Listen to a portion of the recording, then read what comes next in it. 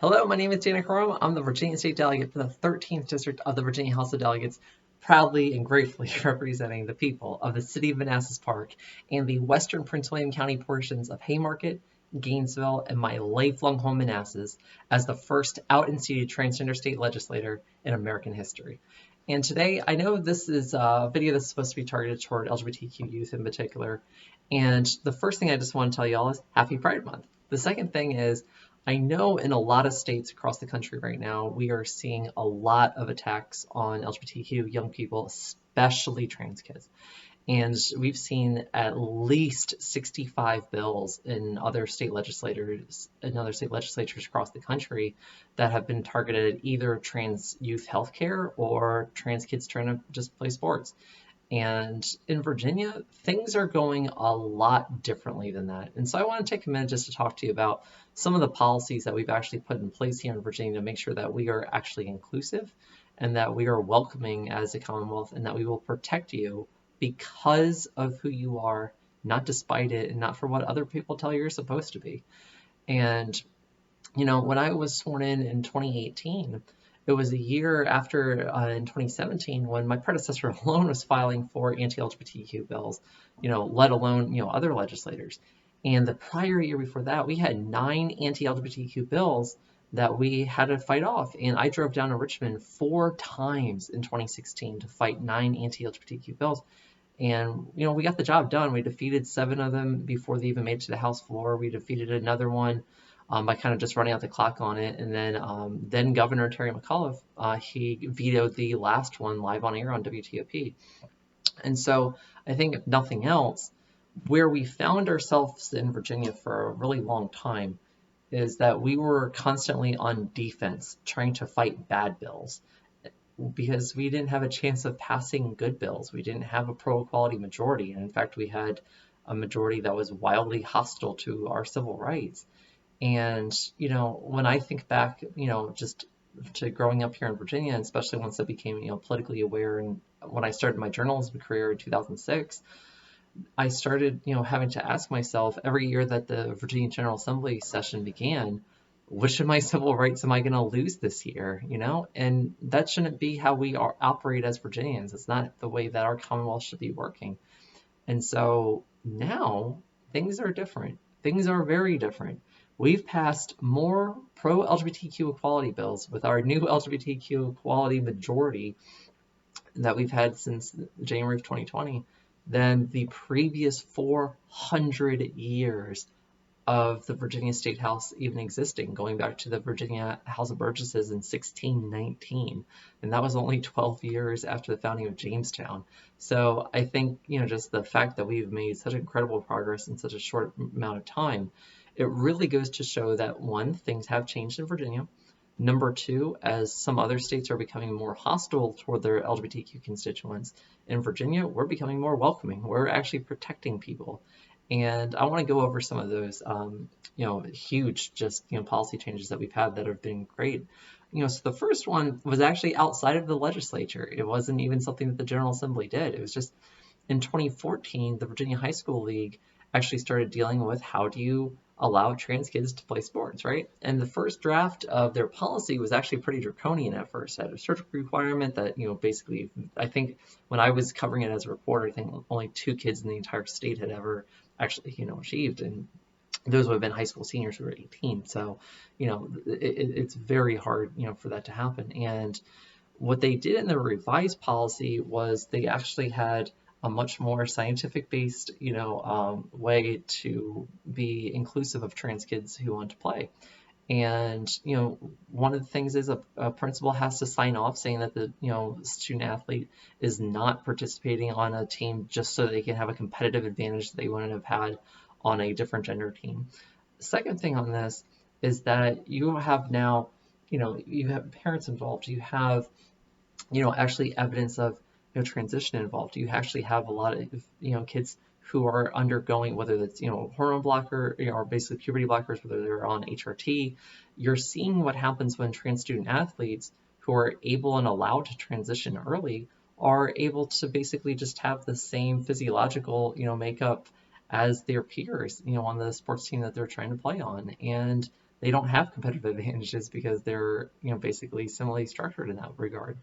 And I think that what we are seeing now in Virginia is that we've had this debate. It's over. It's done. It's been policy now for 6 years.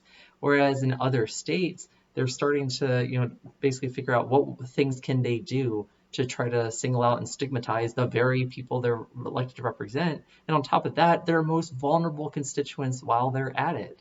And in like one case in Ohio, there was only like 4 or 5 trans kids even playing high school sports in the entire state anyway, and they're out passing bills trying to restrict them. And by the way, those were like trans boys who were playing, and very often trans student athletes don't even play, organized sports in the first place, at the high school level because they are afraid of being bullied. They're afraid of being singled out. They're afraid of people actually thinking that they have ill intent.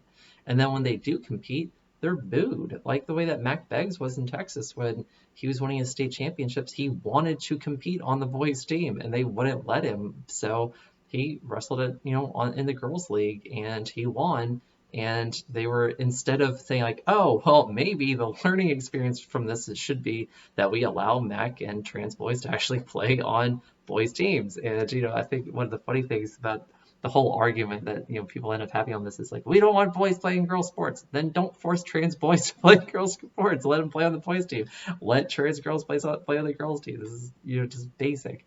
But, in the General Assembly, though, we've gone beyond now having to just fight bad bills. Now we are actually passing good bills. And we've passed about 24 pro-LGBTQ equality bills in the last 2 years. And, when I was in the minority party in 2019, we actually got one passed, which was good, which to make basically to make surrogacy laws gender neutral. And now that we have our majority, I'm just going to go through with you all just a list of some of the incredible policy accomplishments that we've actually had at the state level.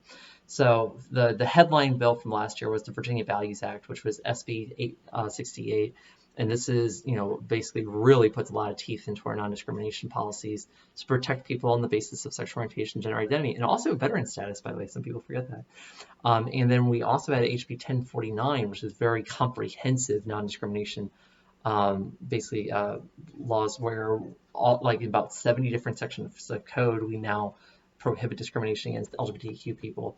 And my bill, HB 696 last year, allows local government to include sexual orientation and gender identity in their non-discrimination policies, just like school boards have already been able to do because of Article 8, Section 7 of the state constitution.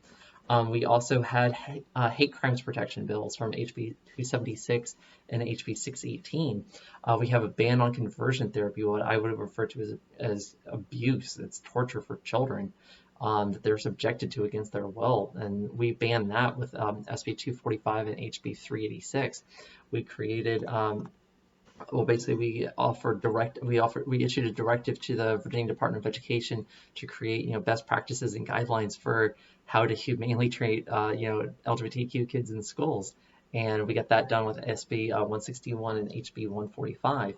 We repealed the Code of Virginia portion of our ban on marriage equality with SB 17 and HB 1490 last year.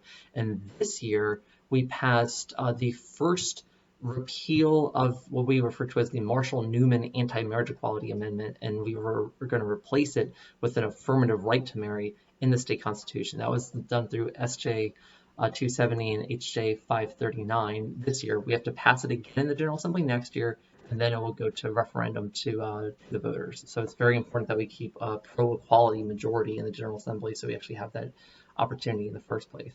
We also allow now non-binary identification on your driver's license or your identification card because of SB 246. We removed the surgical requirement to correct, the sex of your assigned at birth on your birth certificate with SB 657 and HB 1041. We passed my bill to ban discrimination against trans people in health insurance and healthcare with HB 1429. We passed Delegate Danica Roem's bill last year.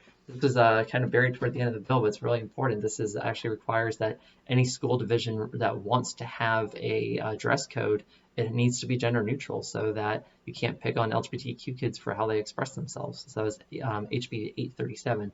We repealed the photo ID for voting requirement with HB 19, And that actually has a really detrimental effect on a lot of trans and non-binary people whose photo on their ID might not be matching their current gender expression. And we also passed my resolution last year, HJ 85, marking November 20th of every year as the Transgender Day of Remembrance in Virginia. I don't know if there's certainly no other southern states that do that, and I'm curious if there are other states across the country doing it. This year we also modernized our HIV laws with SB 1138. And one of the hallmark bills happened to be my bill, HB 2132, bans the gay trans panic defense here in Virginia. And it is so sad that just earlier this month, we just found out about a case where a college student, just absolutely just beat to death a person that, he had met basically after having a solicitation online, because that person's gender did not match what he thought that person was going to be. And this is exactly a case where, look, when you don't have a violent action being committed against someone, and then that other person goes and kills you just for simply existing as an LGBTQ person, that's unacceptable. And, my bill is going to make sure that you quite literally can't get away with assault and murder of someone just for existing. We also passed HB 2130 this year to create an LGBTQ plus advisory board at the state level, which was actually great. And we passed SB 1366 and HB 1805 for senior care, basically to include LGBTQ seniors in our older Americans bill, so that we're recognizing that LGBTQ seniors have just basically very specific issues to themselves, and we need to just give them extra care as needed. And lastly, we also passed SB 1321, which basically provides a pathway to parenthood for unmarried LGBTQ couples. And what's interesting about that is, so that was a Senate bill that we actually passed, but in the House, we passed something that was actually, I guess probably you would say it's relatively simple or relatively similar. It was a bill from Delegate Wendy Goditis, who actually sits right next to me on the House floor. And what that bill is designed to do is make sure that you actually have, basically I'll just read it to you. It requires local departments of social services and licensed child placing agencies to involve the development of a child's foster care plan, the child's relatives and fictive kin who are interested in the child welfare. The bill requires that a child 12 years of age or older be involved in the development of his foster care plan. Under current law, a child's involvement is mandatory upon reaching 14 years of age. The bill contains other amendments to provisions governing foster care and termination of parental rights that encourage the placement of children with relatives and fictive kin. She actually introduced this bill because of a young LGBTQ person, who she knew, who was being, targeted and needed people to, basically just need family, just like anyone else. And Delegate Goditis' bills make sure that that happens. So with that, we've had so much success here, and I know we still have a lot of fights and a lot of strife. Look at what's going on in Loudoun County right now. Look what was going on in Prince William County just 4 years ago. We've been through these fights before. We've seen what happens, and we know how to get to the other side of it too.